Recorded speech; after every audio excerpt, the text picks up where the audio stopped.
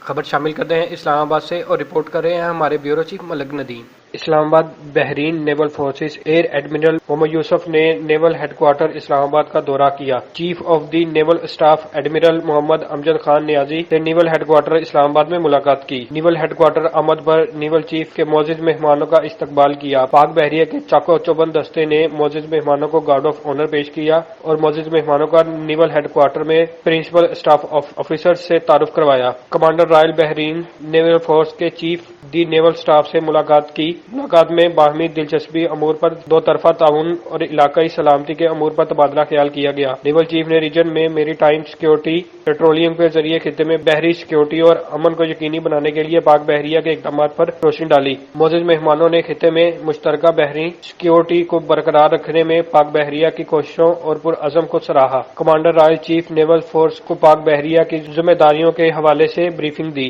Commander Royal Bahrain naval force کے دورے سے دونوں ممالک اور بالخصوص بحرینی افواج کے مابین دو طرفہ تعاون کو مزید فروغ ملے گا۔